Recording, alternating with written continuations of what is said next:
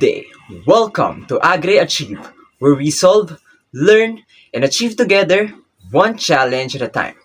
This is Justin, a member from Academic Committee, and today we will be discussing about integration of trigonometric functions.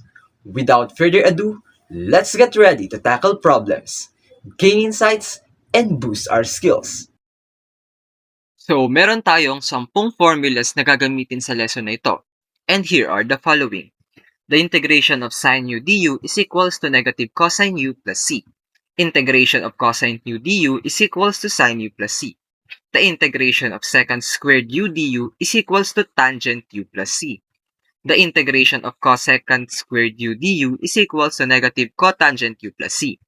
The integration of secant u tangent u du is equals to secant u plus c. The integration of cosecant u cotangent u du is equals to negative cosecant u plus c. And then sa right side, we have the four indefinite integrals na nagresult sa trigonometric identities and u substitution. And here are the following. The integration of tangent u du is equals to the natural logarithm of the absolute value of secant u plus c, or equals to the negative natural logarithm of the absolute value of cosine u plus c. The integration of cotangent u du is equals to the natural logarithm of the absolute value of sine u plus c. The integration of secant u du is equals to the natural logarithm of the absolute value of secant u plus tangent u plus c.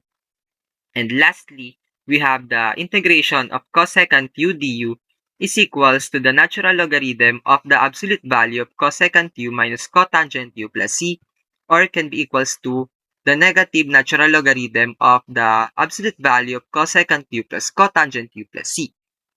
So, tungo na tayo sa problem number 1. Let's start with the simple one. So, the problem is the integration of sine 3x dx. So, alam naman natin, no, sa past lesson natin sa Calculus 2, kapag ganito, we can let the angle be the u. So, i-substitute natin siya sa u. So, u is equal to 3x. And then, yung angle, kukuhain natin yung ano niya, derivative. So, du, so alam naman natin yung derivative ng 3x is 3dx. So, du is equal to 3dx. And then, we will divide both sides by 3 para matira sa kabilang side ng equation si dx. So, masasubstitute natin siya sa original equation.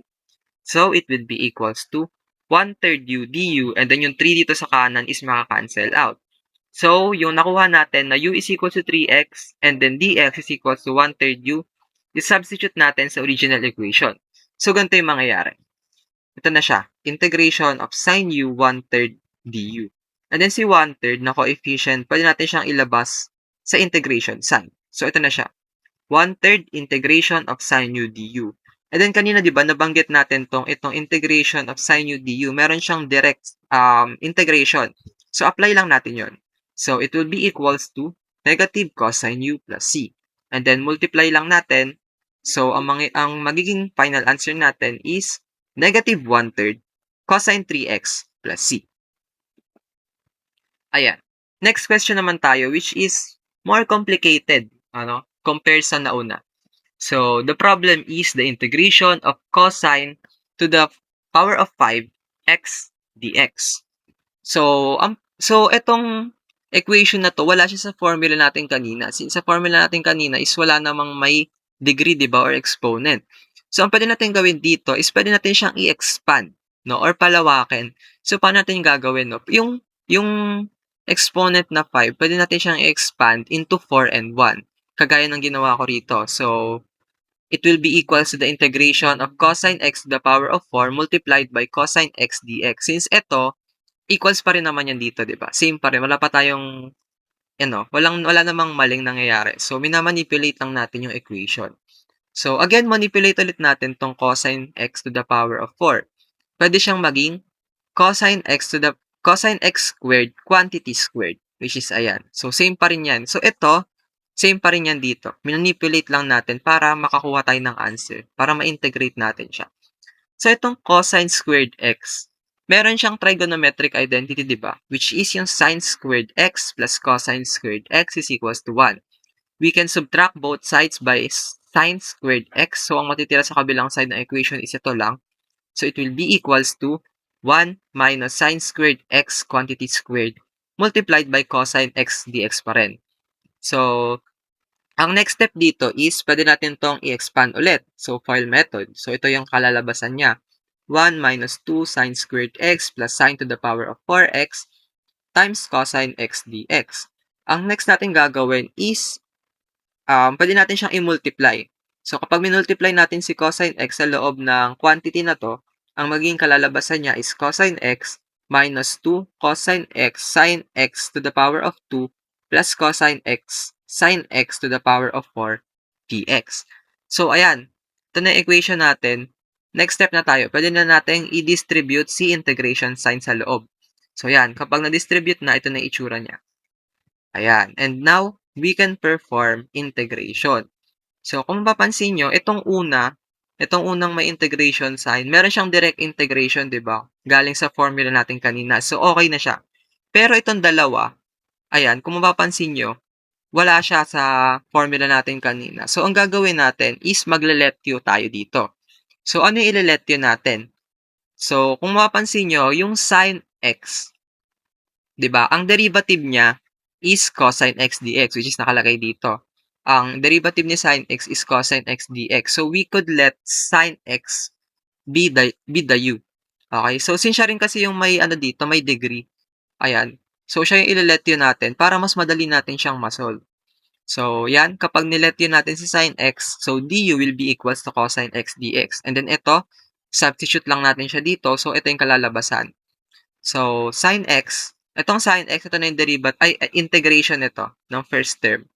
Minus 2 integral of u squared du plus integral of u to the power of 4 du.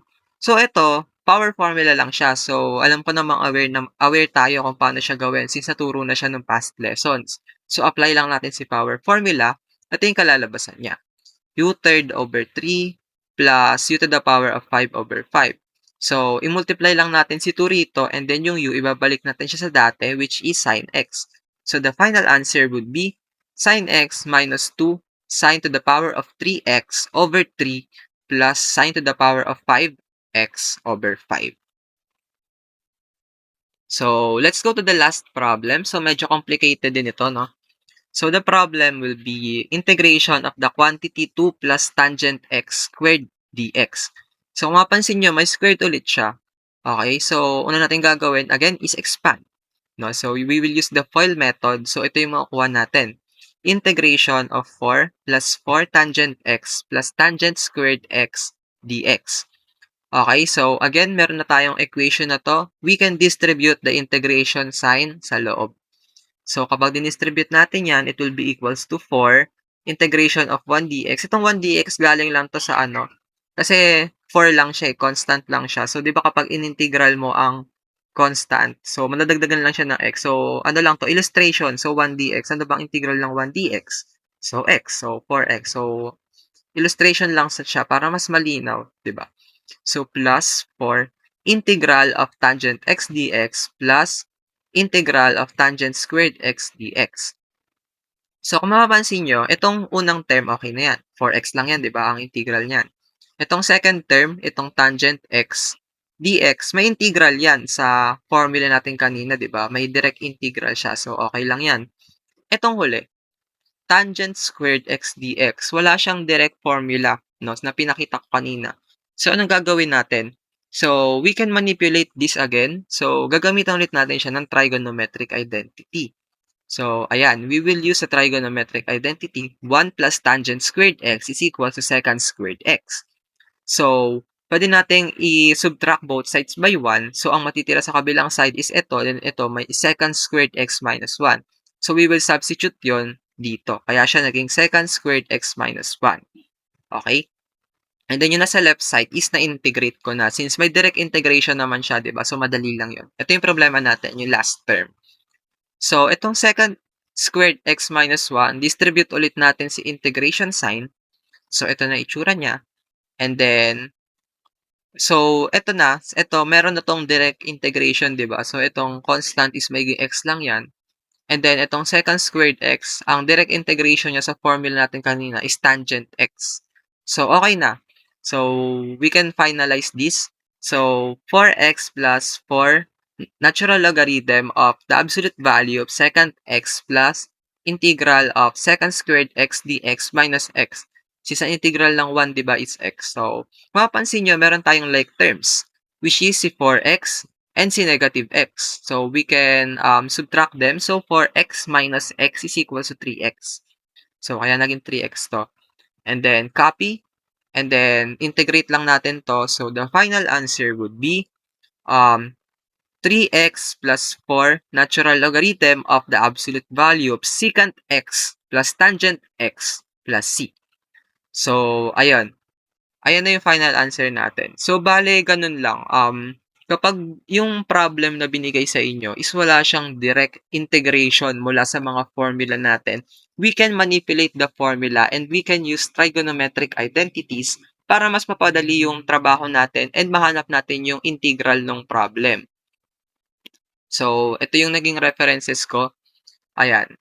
So, again, thank you for listening, and that's all for our topic for today, the integration of trigonometric functions. Thank you and goodbye, everyone.